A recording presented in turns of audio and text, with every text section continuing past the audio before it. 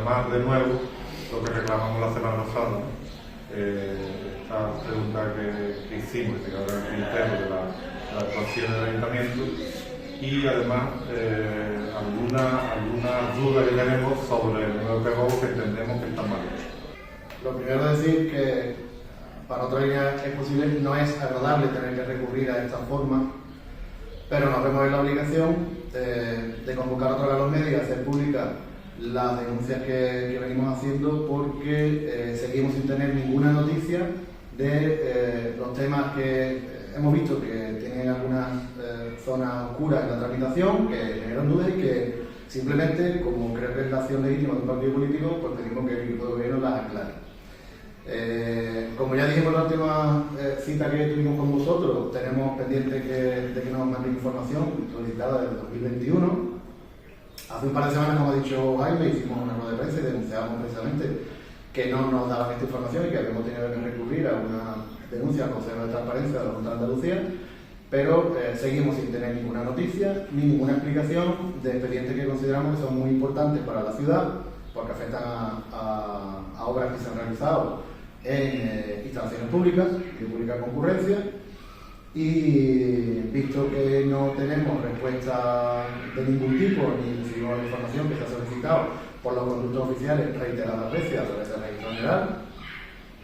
bueno, pues nos hemos obligado a volver a comunicarlo, y esta vez, pues,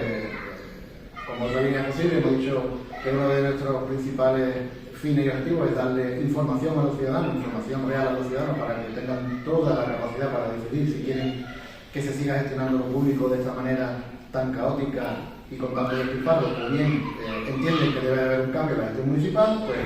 como digo, nos vemos en la obligación de, dentro de esa responsabilidad que hemos tomado de hacer una posición seria, darle plazo hasta el próximo viernes, y si este viernes seguimos sin tener ninguna explicación por parte del equipo de gobierno, si se sigue sin asumir ninguna responsabilidad política por parte del equipo de gobierno en caso de que estemos en lo cierto y que se hayan cometido estos errores en la tramitación de los expedientes, pues, como digo, nos veremos obligados a presentar la documentación directamente en instancias superiores y que se encarguen ellas de reclamar la información y comprobar si estamos en lo cierto o no estamos en lo cierto. De verdad, es nuestro deseo que no haya que llegar a ese extremo y que tanto Juan Franco como los concejales responsables de estos expedientes, pues, tengan creemos que la lealtad con el pueblo de la línea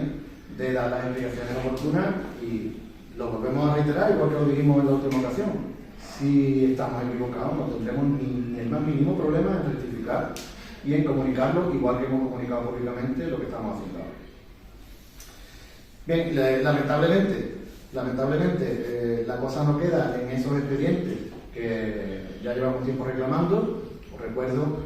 que planteábamos dudas en la obra de reforma del Teatro de la Velada. Había serias dudas en ese expediente, hemos solicitado el expediente completo, no se nos da.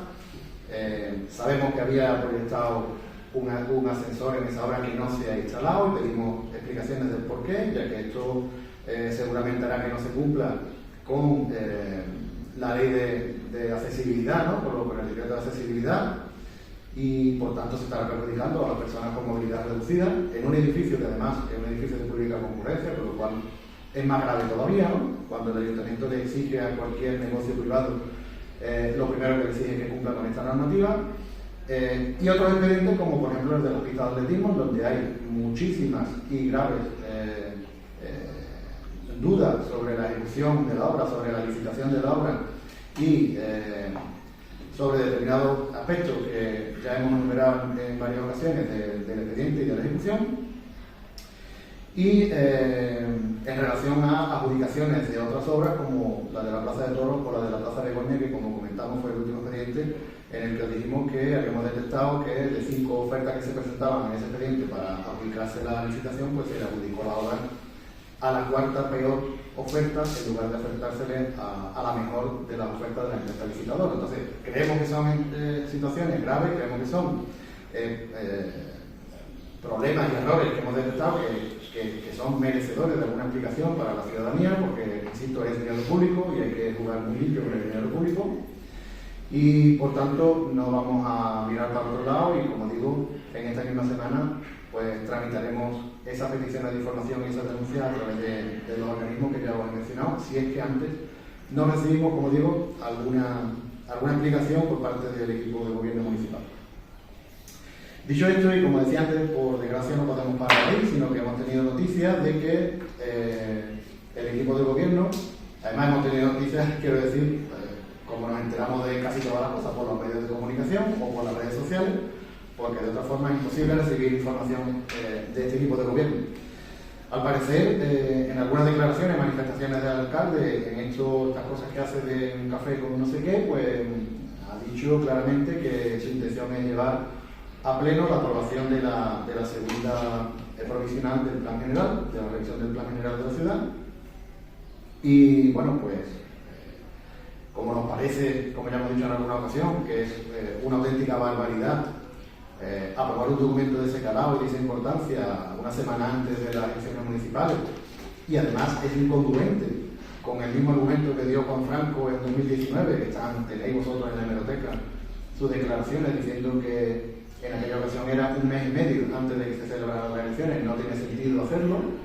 y sin embargo ahora lo quiere hacer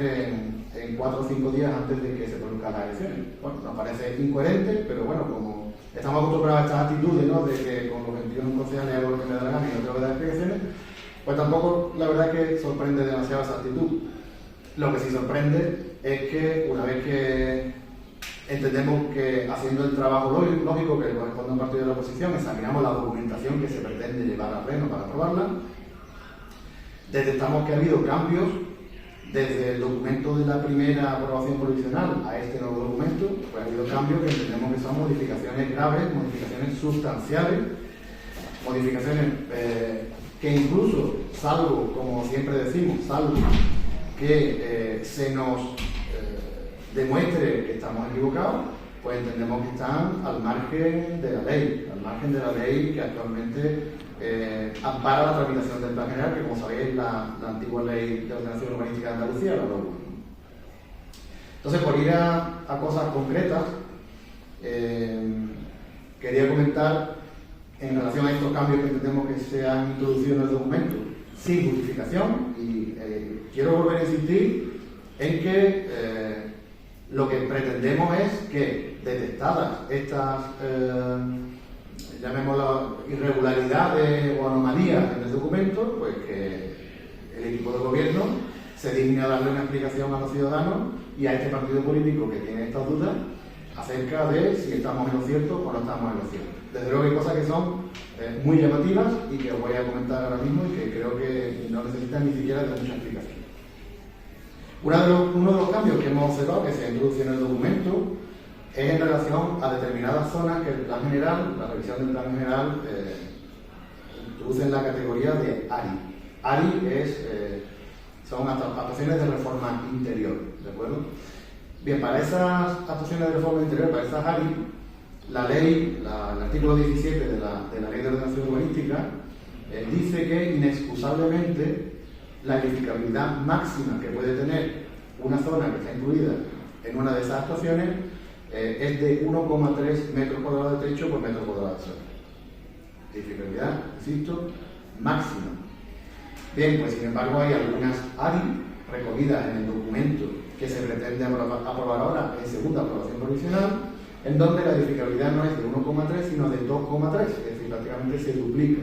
y se duplica evidentemente al margen de lo que exige ese artículo 17 de la LOU, por tanto estaría fuera de la ley. Extraña todavía más que esas mismas ARI en el documento para aprobación inicial, que como bien sabéis, porque lo hemos mencionado en varias ocasiones, pues fui yo mismo quien coordinó los trabajos de redacción y lo dejé en registro general del Ayuntamiento en marzo de 2019. Ahí sí tenía como edificabilidad máxima 1,3. En el documento de primera aprobación provisional seguían teniendo 1,3, pero sin embargo, de manera aparentemente sorpresiva, en este nuevo documento que se pretende aprobar en pleno, imaginamos que sin exposición pública posterior, para que el ciudadano tenga la oportunidad de plantear su sugerencia o su duda o sus reclamaciones, Como digo, pues sorpresivamente pasa de tener 1,3 de edificabilidad máxima a prácticamente el doble de 2,3. Como digo, en el documento se puede comprobar, no hay más que hacer un repaso de la memoria de los planos de ordenación y de las normas urbanísticas, y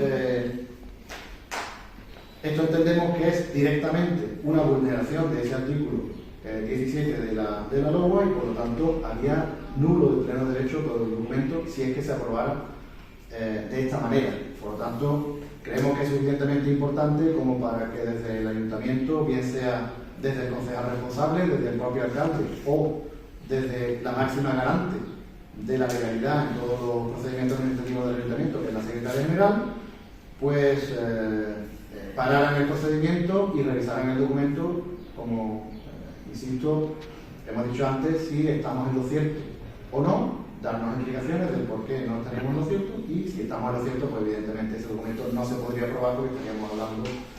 de unos presuntos ilícitos administrativos que, en vez de no saber si nos pueden derivar en cosas mucho más graves. Al hilo de esto, y como ya digo, hemos presentado un escrito en registro que son prácticamente 7 páginas enumerando errores que entendemos que contiene el documento,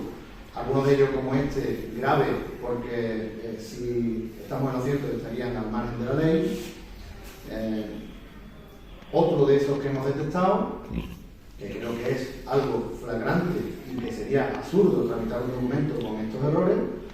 es que en la norma urbanística se contemplan 12 actuaciones del tipo que he mencionado antes, 12 ARI. Estas actuaciones, para que no esté muy acostumbrado a manejar el plan general o documentos urbanísticos, pues son zonas de la ciudad que necesitan actuaciones de transformación urbanística, actuaciones de mejora, y están delimitadas en los planos, ¿de acuerdo? Esa delimitación en los planos tiene que corresponderse luego con la normativa urbanística, en donde se describe qué tipo de actuaciones hay que hacer en cada una de esas áreas. Bueno, pues para que os hagáis una idea, hay 12 de esas actuaciones previstas en la normativa urbanística, y de esas 12, 9 tienen la ubicación mal con respecto a la planimetría. Es decir, en 9 de esas ARI, cuando uno coge el cuadro descriptivo de los objetivos y criterios que se van a llevar a cabo en esas actuaciones, pues resulta que las ubican a kilómetros, literalmente lo digo, no exagero, a kilómetros de donde realmente está ubicada esa ARI en el plano. Un ejemplo que puedo poner de los más llamativos, pues puede ser, por ejemplo, la ARI 5,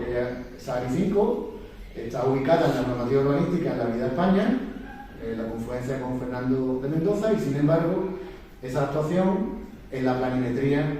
de la ordenación pormenorizada pues se encuentra cerca de la calle Gibraltar. Como digo, no es un caso aislado, porque no sé si lo queréis consultar, son, como digo, 9 de las 12 actuaciones. Otra de ellas es dudosa, y las otras 2 son las únicas que hemos detectado que están correctamente ubicadas tanto en el documento de la normativa como en la planimetría. Bien, como digo, no son solo errores en este tipo de actuaciones. Hay cosas que son muy llamativas,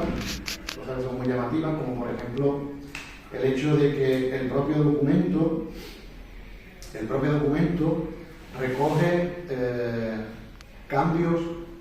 en determinadas parcelas de la ciudad, que bueno, estos son un poco a lo mejor más enrevesados de explicar, voy a intentar hacerlo lo más claramente posible, a ver si lo logro, en donde, por ejemplo, podemos imaginar, hay parcelas que están en el planeamiento actual, están recogidas en un estudio de detalle del plan antiguo, es decir, del plan del año 93, que no se ha llevado a cabo, no se ha ejecutado, y por lo tanto, en ese estudio de detalle se recogía una reserva de suelo para hacer vivienda de protección oficial, también, evidentemente, como marca la ley, unas cesiones gratuitas al ayuntamiento, y esas parcelas, en el documento de aprobación inicial, como digo y repito, se dejó dicho en marzo de 2019, pues seguían siendo suelos urbanos consolidados, pendientes de unas actuaciones de dotación que mejoraran las dotaciones en función de la edificabilidad. ¿Qué ocurre? Que en el documento de primera aprobación provisional sigue manteniéndose como suelo urbano consolidado, pero en este documento que se pretende tramitar, resulta que, de nuevo, sorpresivamente, hay el caso de estas parcelas que pasan de ser suelo urbano no consolidado a suelo urbano directamente, con una ordenanza que además le multiplica la edificabilidad prácticamente por 3. Hay parcelas, como digo, que pasan de tener una edificabilidad de 1,3 a directamente 3 y además perdiendo la reserva de suelo para viviendas de protección oficial y además perdiendo las cesiones de espacio público. Por tanto, ¿qué ocurre? Pues que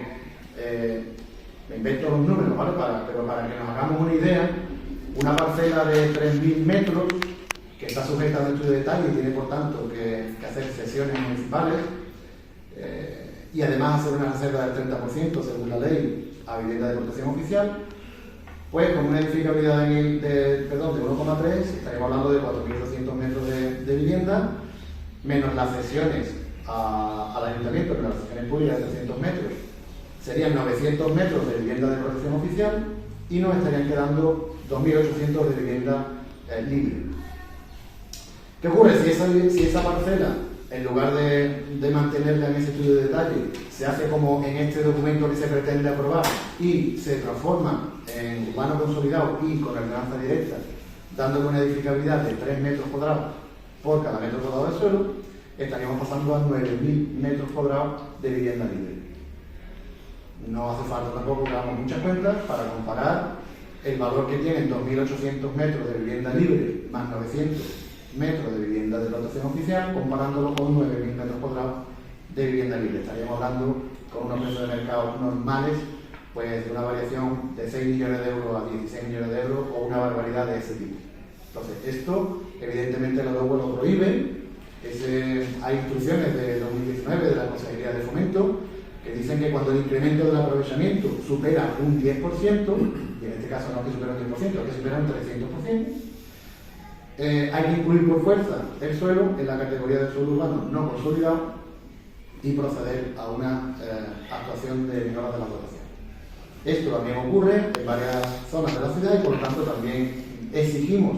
que antes de tramitar este documento pues se dé una explicación del por qué suceden estas cosas, ya que entendemos que estarían al margen de la normativa, o bien, como he dicho antes, insisto,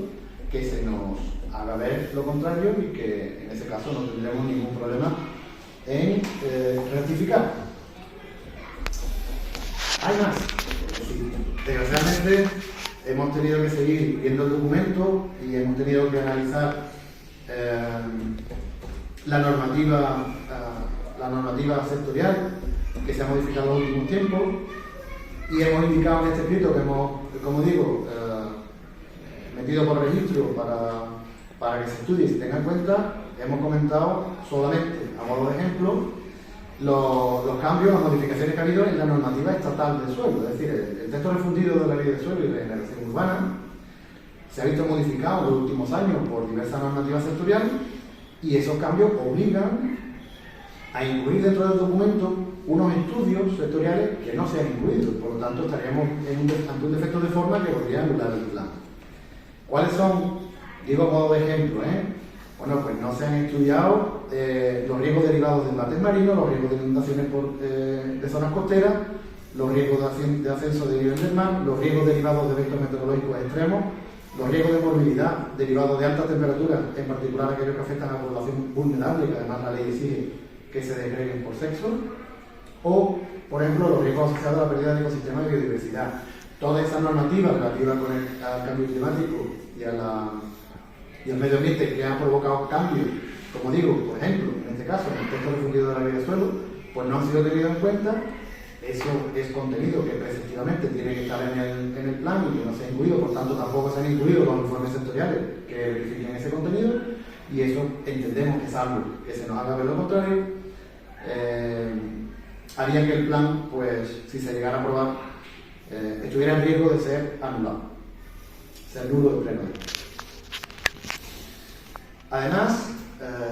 es curioso que se quiera tramitar con esta urgencia, ¿no? Curioso que se quiera tramitar con esta urgencia, y hacerlo justo antes, ahora una semana o quizás 10 días antes de las próximas elecciones municipales, cuando ha habido 4 años para hacer este trabajo y parece que no ha habido capacidad de gestión para hacerlo, ¿no? Llama un poco la atención el que se detecten todos estos errores, ¿no? Y si uno se pone a relacionarlo con la premura con la que ahora se quiere llevar esto a pleno, sea como sea, y cuando digo sea como sea, es porque parece que se ha intentado llevar por urgencia al pleno del próximo jueves y parece que al parecer, según ya sabéis que nosotros no estamos en la posición oficial, por tanto no tenemos tanta información directa como los partidos que la integran, pero al parecer pues no se ha podido llevar por urgencia, pese a que el equipo de gobierno, pese a que el alcalde ha intentado tramitarlo y meterlo en el pleno con calzador por urgencia. Y como digo, choca que un documento de este calado pues se intente tramitar de esta forma tan apresurada y tan alocada. Más todavía cuando resulta que el propio informe urbanístico de los servicios de los arquitectos municipales pues dice que ha sido prácticamente imposible estudiar un documento que tiene, no sé si 2.000 páginas y 400 o 500 planos en tan corto espacio de tiempo, que hace falta más tiempo para estudiar este documento. Entonces, si los técnicos municipales te están diciendo que hace falta más tiempo para estudiar con detalle el documento, ¿por qué te empeñas en hacerlo apresuradamente, deprisa y corriendo y llevarlo como sea antes del día 28 de mayo al pleno? Te arriesgas, evidentemente, pues a esto que está pasando, de que encontramos pues una cantidad enorme de cosas que se han cambiado del documento de primera aprobación provisional al de segunda y que consideramos que son erróneas. Es más, el propio documento en sí tiene un detalle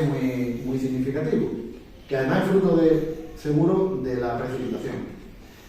El alcalde lo quiere llevar a aprobación del pleno sin decir que es una aprobación provisional del PGU. Es decir, pretende disfrazarlo de, bueno, tiene un título muy rocambolesco, de incorporación de contenidos sectoriales a raíz de los informes de las administraciones supramunicipales y de aprobación definitiva del DAE, el documento ambiental estratégico, en fin, cuando realmente es una segunda aprobación provisional del PGU. Y no lo digo yo, lo dice la memoria informativa y notificativa del propio plan, que en el apartado 6.1 dice: el documento que actualmente se somete a aprobación provisional no ha variado sustancialmente de determinaciones pertenecientes a la ordenación estructural. Por lo tanto, el propio documento está diciendo que es una aprobación provisional, pero este alcalde y su equipo de gobierno pretenden llevarlo pleno sin decir que es una aprobación provisional. Desconocemos si eso es por la intención de no someterlo a exposición pública, sino de aprobarlo en el pleno y una vez que los 21 concejales, el rodillo de la línea 100% lo aprueben, mandarlo directamente a la Junta de Andalucía para aprobación definitiva, sin darle la oportunidad a los ciudadanos de la línea de conocer cuáles han sido esos cambios que se han introducido en el documento. Y es más,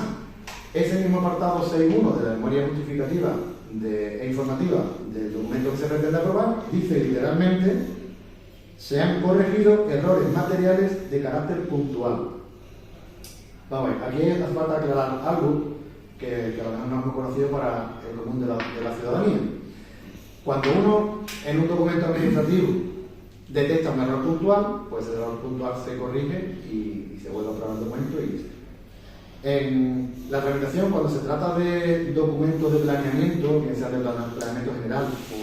o no, de planeamiento de desarrollo, si uno en un plan parcial o en una modificación del plan general detecta un error puntual, eso tiene un procedimiento establecido para su corrección y un procedimiento muy tasado que uno no puede tomarse a la ligera, porque todo lo que tenga que ver con el planeamiento general de la ciudad afecta a todos los ciudadanos y por tanto hay una cosa ahí que se llama la acción pública, que todos los ciudadanos y todos los partidos políticos tenemos derecho a ejercer. ¿Qué ocurre? que si se han detectado errores puntuales, como dice el documento, que no lo digo yo, lo dice el documento, que se han corregido errores materiales de carácter puntual, lo que hay que hacer es tramitar esos errores de carácter puntual como hay que hacerlo. Urbanísticamente, desde el punto de vista del planeamiento urbanístico, un error material se corrige por los técnicos correspondientes, se reforma el documento en donde se ha detectado el error material y obligatoriamente hay que someterlo a exposición pública. Obligatoriamente. Y si alguien quiere comprobar que esto que estamos diciendo es cierto, no tiene nada más que irse pues al BOJA número 84 del viernes 5 de mayo pasado, en donde casualmente se publica, y lo leo textualmente, anuncio del 2 de mayo de la Delegación Territorial de Fomento, Articulación del Territorio y Vivienda en Córdoba, del acuerdo de la Comisión Territorial de Ordenación del Territorio y Urbanismo de Córdoba, de aprobación definitiva de la rectificación de error material del Plan General de Ordenación Urbanística de Priego de Córdoba. Es decir, se detecta un error material en el Plan General, se corrige, se somete a aprobación inicial, a exposición pública y, como digo, a aprobación definitiva. Es más, si alguien tiene alguna duda más, el BOJA 83 del día anterior, del 4 de mayo, en su apartado 3 de otras disposiciones, dice un anuncio de la misma Consejería de Fomento y Articulación del Territorio y Vivienda. Corrección de errores en el acuerdo del 29 de marzo de 2023 de la Dirección General de Ordenación del Territorio, Urbanismo y Agenda Urbana, por el que se abre un periodo de información pública del plan especial. Es decir, cuando se detecta un error material en un documento de planeamiento, se corrige, aprobación inicial, exposición pública